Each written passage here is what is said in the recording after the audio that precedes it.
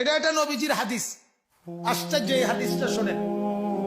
নবীজি বলছে একজন মানুষ যদি গুনাহ করে, একটা গুনাহ, এই ফেরেশতা লেখে কোন কাঁধের, কিন্তু উনি প্রথমে লেখে না। উনি এই ফেরেশতাকে বলে যে গুনাহটা লেখবুনি। উনি বলেন অপেক্ষা করো, দেখো তওবা করে কিনা। অনেকক্ষণ অপেক্ষা করে। দ্বিতীয়ত উনি এবার বলে এবার লেখবো, বলে আরেকবার দেখো তওবা করে কিনা। আবার অপেক্ষা করে। তৃতীয়বারে যখন বলে এবার লেখবো, তখন এই ডান কাঁধের ফেরেশতা আফসোস করে বলে আহা, আল্লাহর বান্দা এখনো তওবা করে নাই।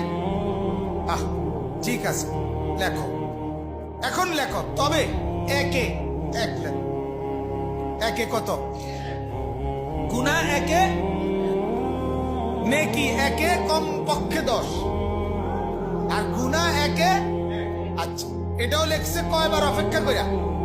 আচ্ছা, এরপরে আল্লাহ বলে রাখছে ফেরেশতারে, ফেরেশতা লেখছো বালা কথা, তবে মনে রাখো আমার বান্দা 1 সপ্তাহ পরে, কিংবা 1 মাস পরে, কিংবা 1 বছর পরে, কিংবা 10 বছর পরে, কিংবা 30 বছর পরে, কিংবা 50 বছর পরে, কিংবা 70 বছর পরে, কিংবা 90 বছর পরেও যদি কোনোদিন রাত গভীরে হলেও একাকী আমি মাওলার কাছে চোখের পানি ফেলে গুনার তওবা চায়, মাফ চায়, আমি কিন্তু ওয়াদা দিয়ে রাখছি তখনও আমি 90 বছরের পুরান গুনাহ মাফ করে দেব। আচ্ছা, তাইলে এভাবে আল্লাহ যখন সুযোগ দিল, বান্দা 90 বছরের গুনাহ আমি কি করে দেব? মাফ করে দেব। শুধু মাফ না, আল্লাহ বলে মাফ করে যেই পৃষ্ঠাগুলো মুছে নিলাম গুনাহ, ওগুলো খালি না। কথা বলেন না? তো আল্লাহ তাআলা বলে ফাউলাইকা ইউবাদদিলুল্লাহু সাইয়্যাতিহিম হাসানাত। আল্লাহ বলে ফেরেশতা গুনাহ মুছে যাওয়াতে ওই খাতার পৃষ্ঠাগুলো তো খালি হয়ে গেছে, সাদা, এগুলা সাদা রাখলে হবে না, এগুলা নেকি দিয়ে ফুরায়। এরপরে নবীজি সাল্লাল্লাহু আলাইহি ওয়াসাল্লাম বলেন এত বড় সুযোগ থাকার পরেও মাফ করানোর, তওবার, গুনাহ মাফের, এরপরেও যেই লোকটা নিজের আমল নামার মধ্যে গুনাহ নিয়া হাসরের ময়দানে আসবে, নবীজি বলেন আমি বুঝছি উম্মত সে নিজের ব্যাপারে চূড়ান্ত সিদ্ধান্ত নিছে আমি আগুনে জ্বলমুই। কথাটা আমি বুঝাইতে পারলাম? এ ফয়সালা নিছে মূলত কি? আমি তুমি আমারে বাঁচাইবার যত চেষ্টাই করো, আমি বাঁচতাম না, আমি আগুনে জ্বলবই। নবীজি বলেন এটা ছাড়া এই গাদ্দারের আর কোনো কারণ নাই। এটা গাদ্দারি ছাড়া। কিরে তোরে আর কি করত? তোরে আর কি করত? তোর জন্য আল্লাহ আর কি সুযোগ দিত? এরপরও এর কত না আমি মাফ করাইতাম, আমি তওবা। আমরা কিতাবে পড়ছি ওই যে আবু তালেব নবীজির এই যখন মৃত্যুর মুহূর্তেও কালেমা পড়ে নাই, নবীজি কাঁদছে, শুনছেন না?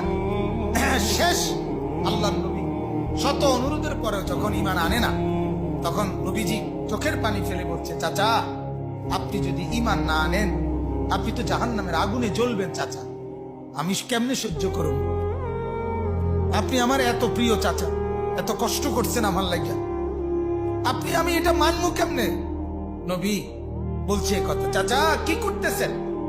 আপনি আমার জন্য একটা রাস্তা রেখে যান, একটা সুযোগ রেখে যান, যে কমপক্ষে কানে কানে পড়ে যান ঈমান কালেমা। আমি কেউ রে শুনাইতাম না, পৃথিবী জানবে না আপনি ঈমান আনছেন, আমি হাসরের ময়দানে আল্লাহর সামনে পেশ করব, শুধু মাওলার সামনে করব।